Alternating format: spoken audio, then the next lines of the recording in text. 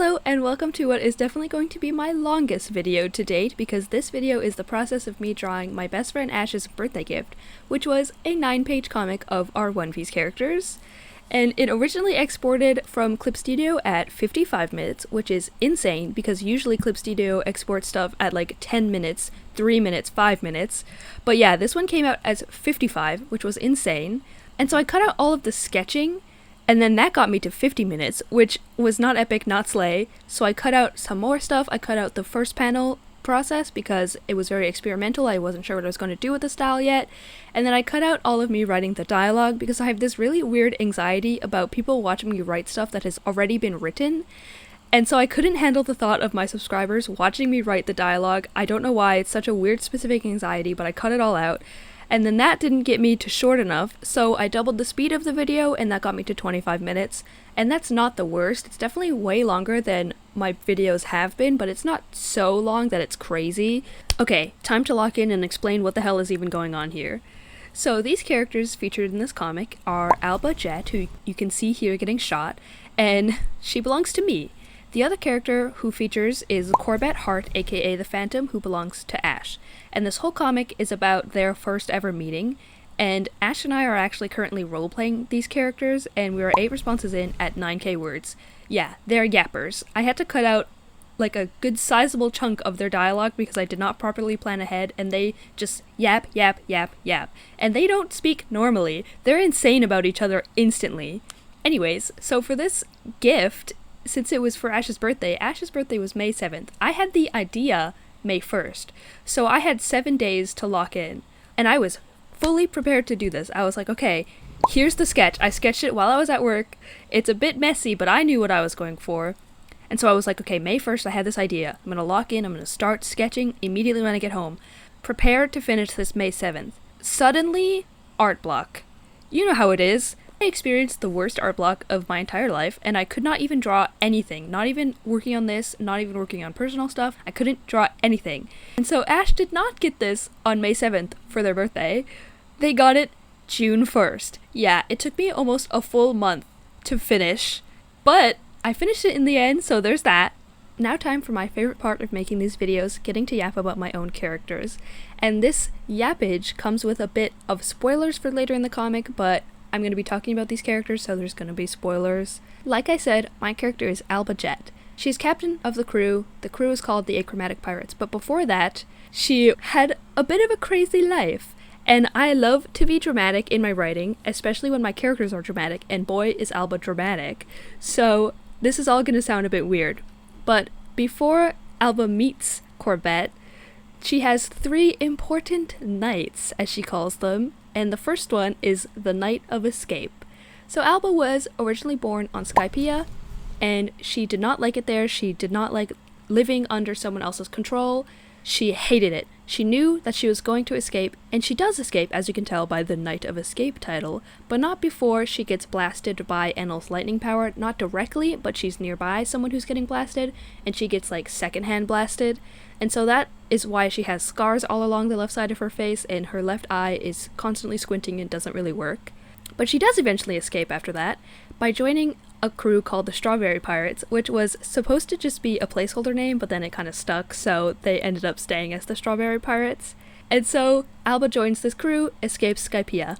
Then comes the second night, which is the Night of Drowning. Since she grew up on Skypiea, she didn't really have much experience with water or the ocean because Skypiea doesn't have an actual ocean, it's just like the cloud ocean.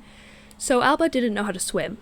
And then she falls into the ocean one day with her new pirate crew, and instead of being upset about this, she realizes it's beautiful. She loves it. She loves the ocean. She loves being in the ocean. And she discovers her dream that day, which is to explore all the oceans of the world. So she wants to explore the world, see all the oceans, and she just loves it. And of course, her crew has to save her. And then, I think I wrote it as 7 years later. Her next night is the Night of Shade, which will make more sense in a moment, when she accidentally eats a devil fruit. So she lands on an island, goes to a random restaurant where they have some sort of fancy event. I don't remember what I called it. Probably like the Night of the Devil or something. Where a restaurant has a devil fruit and they serve everyone the same dish, and then one lucky person, it's completely random, ends up with the devil fruit and they eat it and they get the power. And Alba has no idea this is going on because she's not very observant. And then she is actually the one who eats the devil fruit, and she instantly hates it because it prevents her from being able to swim in the oceans, which is her dream. This devil fruit is called the Shade fruit, and it allows her to travel through shadows. And then she decides to leave the Strawberry Pirates because her life is out of control, and she wants to be in control, she wants to be the captain of a crew, and she never felt quite like she belonged on the Strawberry Pirate crew, so she leaves them, and she becomes her own captain. While she was on that crew, she got a bounty, so she's still being hunted by Marines even though she's alone. And then that's where the comic starts for Alba. The other character is Corbett Hart, aka the Phantom, like I said earlier, who belongs to Ash, so I can't speak as much as I did for Alba because it's not my character and I'm afraid of getting things wrong and spreading misinformation. Corbett is equally, if not more so, dramatic than Alba, and Ash does reflect that in their writing, which is so good. Ash is such a good writer. And their first response, they don't even name Corbett, he's this mysterious shadow figure, and I just love that shit. That was amazing. But Corbett is a cyborg. He lost most of his limbs in an accident, including the left side of his face, which parallels, am I right? And he lost his entire family, and he lives alone in this giant manor, which is so sad. I love you, Corbett. Anyways, he had no sense of belonging before he met Alba, and he is instantly completely obsessed, completely not normal about her. I wrote in my notes, full-time yearner. It would be weird if Alba wasn't matching his freak also instantly. They are freak for freak, equal yearners. Corbett instantly sees her as a fallen angel because of her wings, because she's Skypian, and he slips up and immediately starts calling her Angel. It's a pet name, and hold on, I have to read what I wrote about Alba's thought process on hearing that for the first time. Before I read this out loud, you guys are not allowed to make fun of me for my writing. I am being really vulnerable sharing this, and like I said, I love to be dramatic. I write her dramatically on purpose. Okay, here it goes. Her hands shake, and she almost drops the tray at his words, more specifically one of them. Angel? It's so distracting that she nearly doesn't process the rest of his words. Angel. Angel. It makes her face no doubt flush much darker and more obviously, but she fights to power through it, lest she give the wrong idea that she didn't appreciate the term of endearment? Nickname? God, the pet name. She's resolute to not make it into a big deal, so he'll do it again. Am I right? They are so not normal about each other instantly, and I love them so much. Anyways, now that tangent is over, sorry about that, I got a little bit caught up in the moment. Back to Corbett. So Corbett, at base, is a very sad man. He's sad, lonely, and most prevalent after meeting Alba, guilt-ridden. He has a bone-deep guilt within himself, especially relating to how he thinks about Alba, how he yearns for her, because again, he sees her as a fallen angel. And I just think that's so beautiful because she fully matches his freak, she fully yearns equally as much for him, but he is guilty because he's a sad man, and she is not guilty because she views herself as completely free to feel however she wants because she's not on Skypiea anymore. She can't feel guilt about how she feels because her own feelings are her own, you know? I don't know if I'm explaining this well, but I love them, and Corbett is my favorite character Ash has ever made. When we made these characters, that was peak writing. That was peak character creation, and I fear we're never going to hit this peak again. They are perfect in every way, and I'm going to say that 1,000 times throughout this video. I'm so sorry. I have actually done comics before. I didn't just randomly decide to do a 9-page comic for the first time just for a friend's birthday gift, but all of these comics I've done in the past were not great. I've done 5 comics in the past. I started originally my first comic in middle school drawing with my finger on an iPad, and it was called Friend Goals, and it was really poorly written, really badly drawn, and just overall not great. And then my next comic after that one, I didn't finish it. I put it on a temporary hiatus that was actually obviously a permanent hiatus. Was Zero's Plants about aliens. That one, arguably even worse, I think. Potentially because I just didn't plan characters or arcs or anything ahead, and I didn't write my characters, I didn't think of them before I just started drawing. And so I didn't do well with character stuff, and while I was doing Zero's Plants, I had a side comic called Losers in Love, which is supposed to be a simple side comic that I could do just for fun on the side.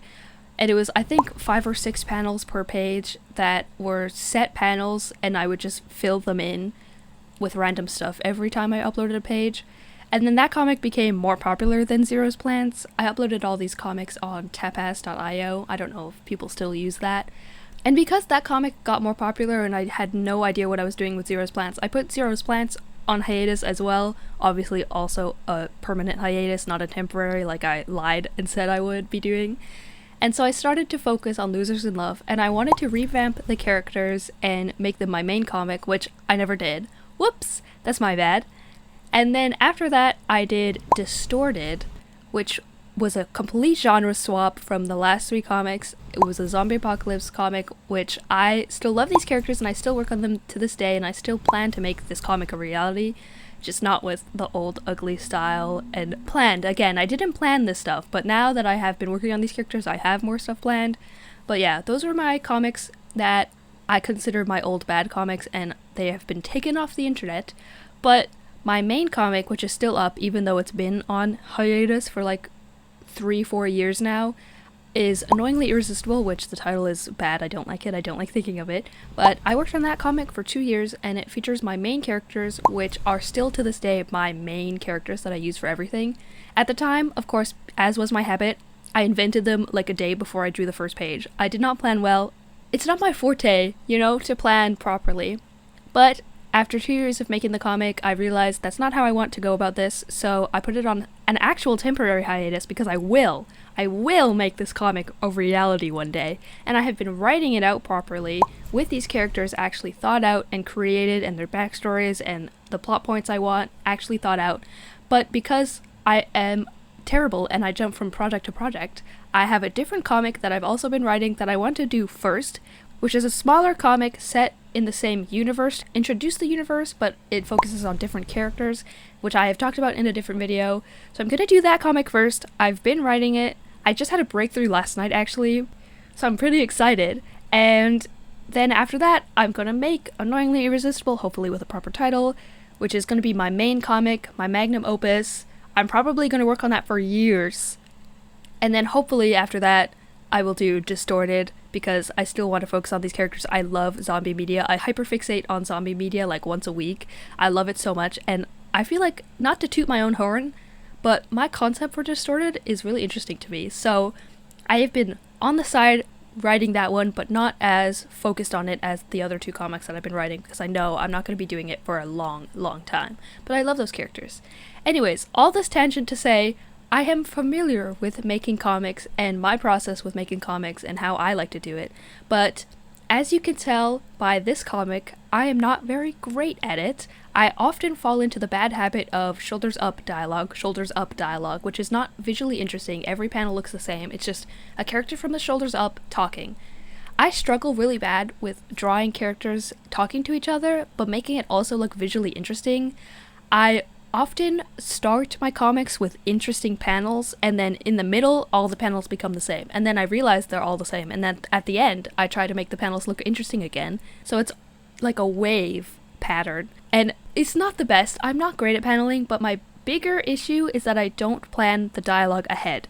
Even when I have dialogue pre-written, like I was using the dialogue from the roleplay in this comic, I didn't plan the speech bubbles or anything ahead, because again, that fear I have of people watching me write, it has been a fear I've had my whole life, even before I made videos, because in my head there's always secretly a camera on me and people are secretly watching me, which is a weird fear to have. So even before I made videos and stuff, I was anxious about people watching me write, so I would not plan the dialogue or write the dialogue on the pages until after, which I did do in this comic process again. I didn't write the dialogue until after, and it just kind of has to fit wherever I can force it to fit, which doesn't look great.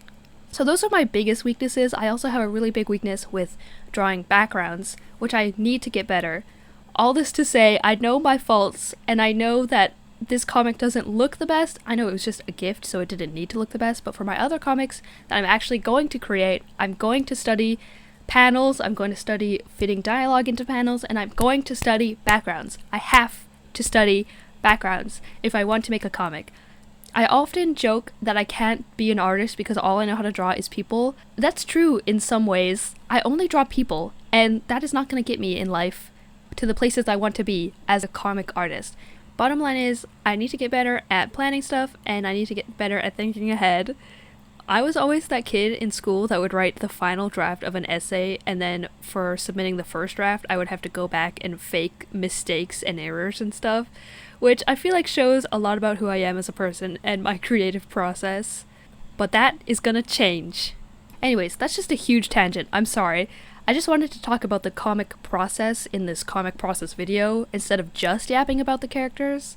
And obviously, this is a really long video, so I needed topics to discuss. So I just started yapping about my old comics. I hope that was at least a little bit interesting. 15 minutes in and I'm already out of topics.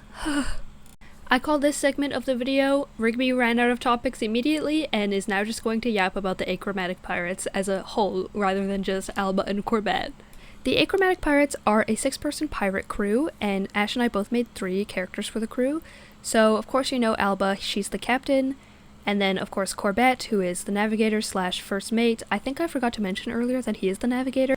It's gonna bother me, but it's too late now. The next person to join is Erwin Nevis. She's my character, and she's currently on her 3rd outfit design because the first outfit design was hideous and I hated it and I knew it had to change. And then the second outfit was way too big. I don't know what the hell I was thinking when I designed that. She would never be able to do anything, let alone be a pirate. And then her 3rd design, which I did just recently, is, while still kind of big and inconvenient, it's slimmer and more elegant. Obviously she would struggle a bit to be a pirate in this outfit, but it still fits her character to be wearing something like that. She doesn't have an official role like navigator or cook on the crew, but I usually classify her as their swordsmaster slash assassin because she was an assassin before she joined the crew. She was born and raised in the North Blue, and she was raised by her dad. Her mother abandoned her from a very young age, and her mother was half giant, so she is part giant, which is why she's about 7 feet tall. And yeah, she was an assassin growing up. She worked for an organization. I don't have much, I don't know like what kind of organization because we're not on these characters in the roleplay, so I haven't written them as much.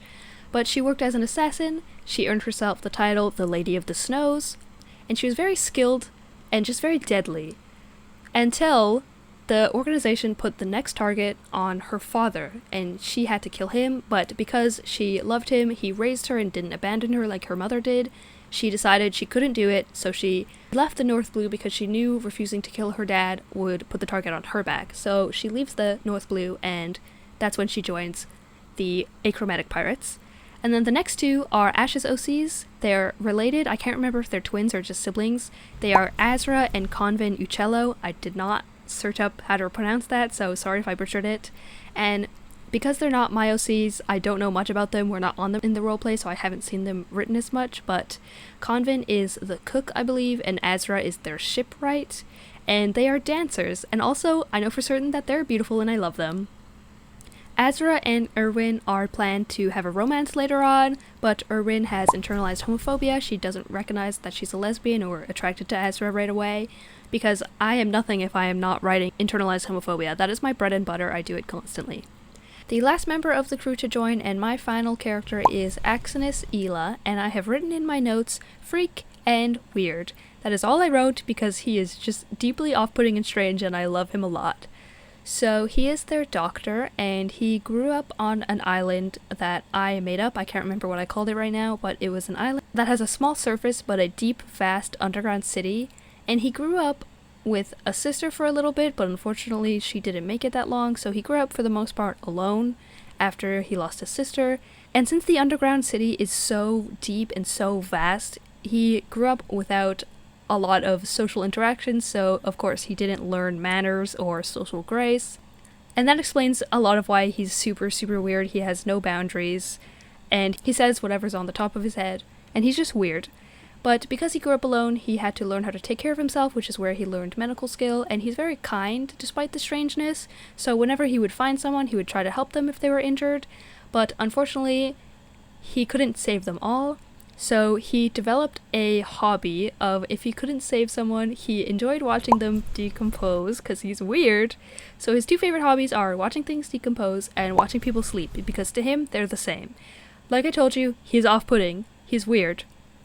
I love him deeply. He joins the crew because they rescue him from the underground, and he sees the world because of them, and he owes them his life. He's very dedicated, he loves them. He is very sensitive to the light because he grew up underground, and like I said, he has no social grace because of that.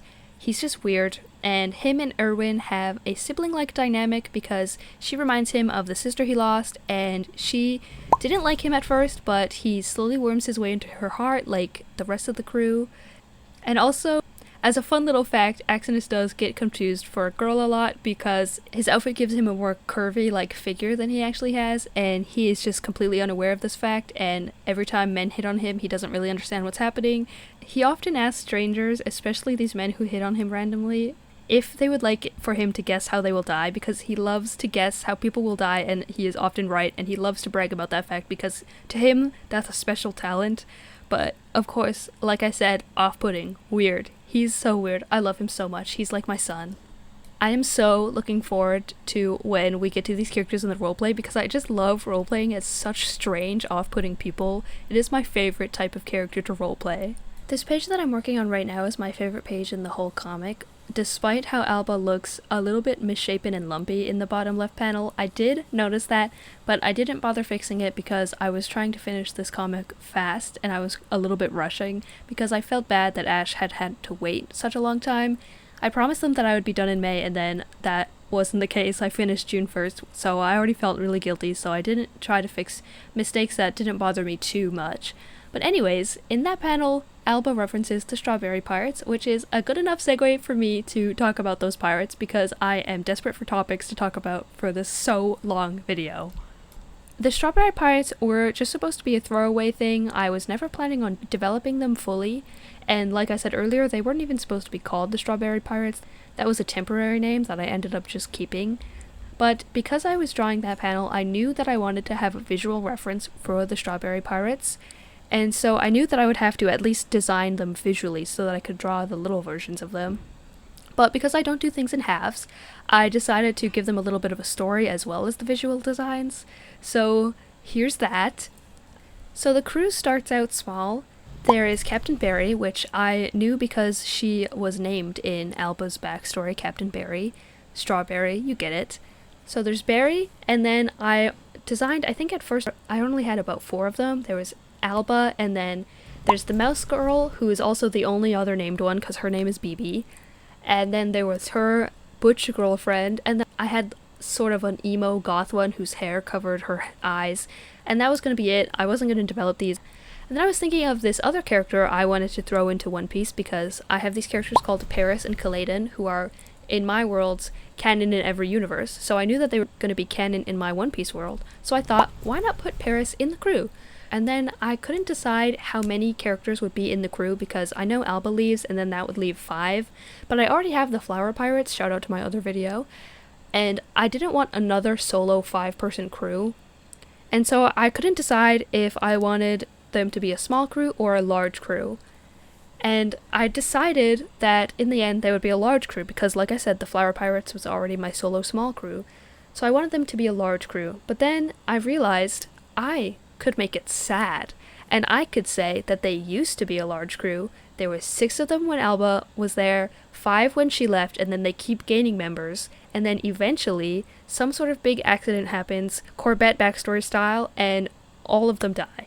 And so I decided Paris and BB would be the only survivors. So that's fun Strawberry Pirate lore for you. Paris is now the acting captain because Captain Barry dies, and BB loses her girlfriend, which is so sad. I love angst. So that was the Strawberry lore, and thank God for that topic because now we are finally approaching the end of this long video, and it is the last page, which I believe I mentioned I flipped the camera from my original sketch so that I wouldn't have to design fucking boats. But now you can see that Alba is looking towards the boats and the beautiful night sky, and she's so mystified by it, but Corbett is looking at her because he is mystified by her and he loves her. And then quickly I have to add her scars to a few pages that I missed it. There you go. And now I will show you the final products. I will not do a dramatic reading even though I really want to, but that's too embarrassing. This project was so fun to do. Despite how long it took, and despite the faults that I was noticing, I still love the final product, and I love Alba and Corbett so much. Their roleplay is so special to me, and I can't wait to keep writing for these characters. Thank you so much for watching, whoever made it through this super long video where I just kind of ramble and jump from topic to topic, hoping that I can think of things to talk about. Yeah, that's all. Thank you so much, and see you next time, hopefully not late next time. Eee!